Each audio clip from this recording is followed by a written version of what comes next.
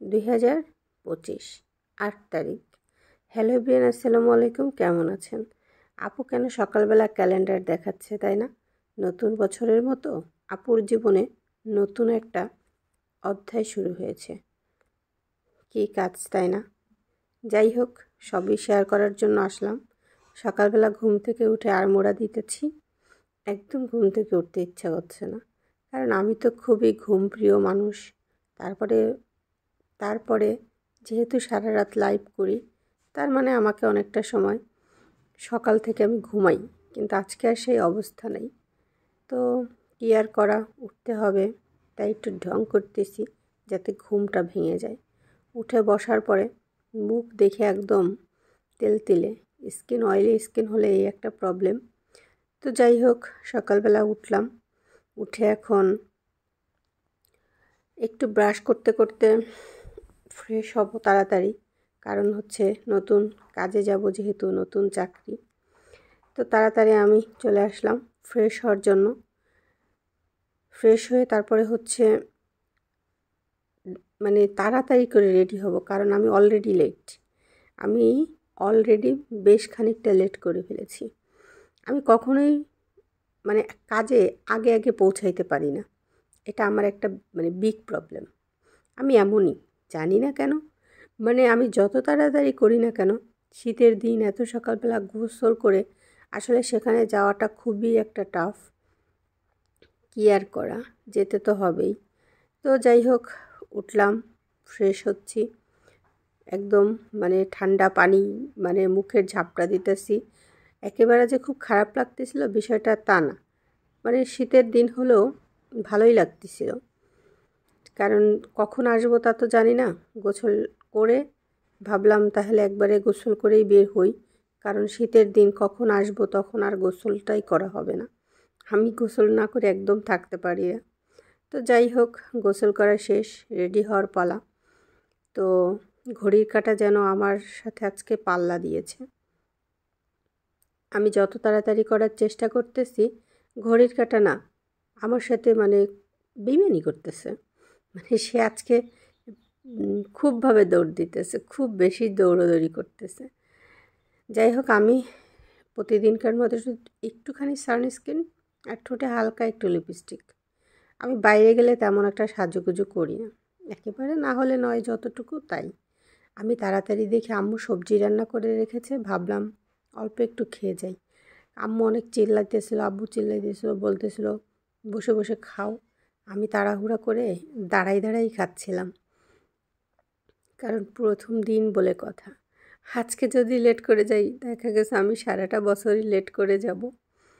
তো যাই হোক, আমি সকালবেলা একটুখানি রুটি দিয়ে ভাজি খেয়ে নিচ্ছিলাম, আর সাথে খাবো 1 কাপ চা, কারণ সকালবেলা আমার 1 কাপ চা না হলে হয় না। বাস, সকালে 1 কাপ চা হলেই হয়ে যায়। তো চাটা এত গরম ছিল, আমি ফু দিয়ে খাচ্ছি, আর আব্বুর সাথে গল্প করতেছিলাম যে আব্বু, আমি তো পেঁয়াজ লাগাইছি, তো পেঁয়াজ লাগায় আমার লস হয়েছে, আর রসুন লাগায় আমার লাভ হয়েছে। তো রসুনে তো একটা একটা কোয়া লাগাইছি, একটা করে রসুন পাবো, পেঁয়াজে তো সেটা পাবো না। তো যাই হোক, আমি কিন্তু এখন ফুল রেডি। এখন আমরা বের হয়ে যাব। আমি অলরেডি বের হয়ে গেছি। এখন দেখেন, রাস্তায় এখানে এসে 1 ঘন্টা দাঁড়ায় আছি, কোথাও কারো দেখা নাই। সামনে এই যে আমার সেই মৌরাক্ষী নদী, এখানে দাঁড়িয়ে আছি পাক্কা 1 ঘন্টা দাঁড়ায় আছি, কোনো যানবাহনের দেখা নেই। কেমন লাগে বলেন তো? বলছি না, আজকে ঘড়ির কাঁটা আমার সাথে পাল্লা দিয়েছে। এটাই হয়, এমনিতে দেখবেন ঘড়ির কাঁটা ঘুরতেছে না। যাই হোক, এখানে খুব একটা খারাপ লাগতেছিল না। ফাইনালি অবশেষে আমি যাওয়ার একটা ব্যবস্থা হইল, আমার 1 ঘন্টা পরে চলে আসলাম। আসার সাথে সাথে এই 2টা জিনিস আমার খুব ভালো লেগে গেল। আমি তো ওদের সাথে বেশ গল্প জুড়ে দিলাম। এই হইল অবস্থা। তো এই যে লেখাটা আমার অনেক বেশি ভাল লাগছে।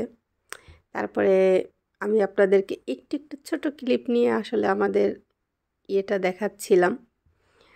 তো এই হইল অবস্থা। এটা হইল আমাদের ক্লিনিক। তো পুরোটা দেখাই নাই, আপনারা তো জানেন ক্লিনিকে সব কিছু দেখানো যায় না। তো আমি আপু বাইরে যাচ্ছিলাম, এই যে একটা মার্কেটে চলে আসছি, মানে কাজ শেষে আপু হচ্ছে একটু কেনাকাটা করবে, ভাবলাম আমিও যাই, যদি কিছু কেনাকাটা করা লাগে তো করবানি। তো যাই হোক, আমরা একটা কাপড়ের দোকানে আসছি। তো কাপড়গুলো আপু এর আগেই নিয়ে নিছে, আর আমি এখন আপাতত কিছু নেব না। আমি তো নতুন চাকরি করি, আমি কি বেতন পাইছি নাকি? এটাই আমি আপুরে বলছিলাম। সুন্দর সুন্দর কিছু ড্রেস, মনে হচ্ছিল যে আমি এগুলো নিয়ে একটা লাইভ করতে পারলে আমার মানে খুব ভাল লাগতো। আগে একটা সময় ছিল জামা কাপড় দেখলে মনে হইতো কিনে নিজে পরি, আর এখন মনে হয় এগুলো যদি আমার থাকতো আমি লাইভে বিক্রি করতে পারতাম। এখন শুধু বিক্রি করার চিন্তা মাথায় ঘুরপাক করে। তো যাই হোক, এই জায়গাটা আপু আগের দিন কি যেন কিনছে, তো আমার বলতেছে নতুন একটা মার্কেট হয়েছে, চল দেখা, এখানে অনেক রিজনেবল অনেক কিছু নাকি পাওয়া যায়। তো যাই হোক, আমরা আসলে এই যে কম্প্যাক্ট কিনতে আসছি, এটাই আসলে মূলত কেনার জন্য আপু মার্কেটে আসছে, আপুদের বাসায় গেস্ট আসবে এই জন্য। তো যাই হোক, এখানে আমি একটা জুতা কিনতে চাইছিলাম, আপু আমাকে সুন্দর মতো অ্যাফেক্সে নিয়ে আসছে। এই জুতাটা যেটা দেখছেন পায়দা, এটা মানে এটা ছাড়ে হচ্ছে 1800 টাকা দাম। আমার পকেটে 18 টাকাও ছিল না। এখন আপুকে কিন্তু এই জুতাটা নিয়েই নে, এইটার দাম বেশি না, মাত্র 3600 টাকা। আর কি বলতাম বলেন, এটা এফএক্সে গেছিলাম তাই এফএক্সে ছাড় দিতেছে তাই, কিন্তু আমি যেটা ধরি সেটাই কোনো ছাড় নাই। যাই হোক, আমি এত টাকা দিয়ে জুতা তো কিনবই না, এদিকে স্বপ্নতে ঢুকে আমার পুরা মাথা নষ্ট। আপনারা একটু আইডিয়া করতে পারেন এই বোতলগুলোর প্রাইস কত? হ্যাঁ, যারা স্বপ্নতে যান তারা জানেন। এই একটা বোতলের দাম 910, 1000 টাকা। কিনতে চাই না। পিছনে আমার একটা ফ্রাই প্যান পছন্দ হয়েছিল, এটা খুব ভালো, এটা আমি নিতে চাই, বেতন পাইলে নেব, চাকরি করি না এখন। আমার চার কেতলি নেই, সেটা আমি চা বানাইতে চাই, ওইটাই আমার খুব ভালো লাগছে সেটা। তো যাই হোক, আমি একটু স্বপ্নের ভিতরে ঘোরাঘুরি করতেছিলাম। তো চিরুনিগুলো, আমি একটা চিরুনি নিতে চাইছিলাম, কিন্তু চিরুনিগুলো আমার ভালো লাগলো না, কারণ নরম নরম, আমি একটু চাই মানে আলটা শক্ত হবে এরকম কোনো চিরুনি। এই ব্যান্ডটা আমার বেশ ভালো লেগেছে। এতগুলো ব্যান্ডের মধ্যে এই ব্যান্ডটা আমার কাছে খুব ভালো লাগতেছিল, তো আমি আবার একটু ভিডিও নিলাম। যাক, পছন্দ করে রেখে যাচ্ছি। স্বপ্নর আমার এই জিনিসটা সবথেকে ভালো লাগে যে আপনার যা যা লাগবে কাজ শেষে আপনি এখান থেকে নিয়ে চলে যেতে পারেন। এমন না যে ওরা আসলে বেশি দাম নিতেছে। এখানে এসে আমি পুরো আটকে গেছি, সেটা হলো কি বলেন তো? জানেন আপনারা? সেটা হলো খেজুরের গুড়।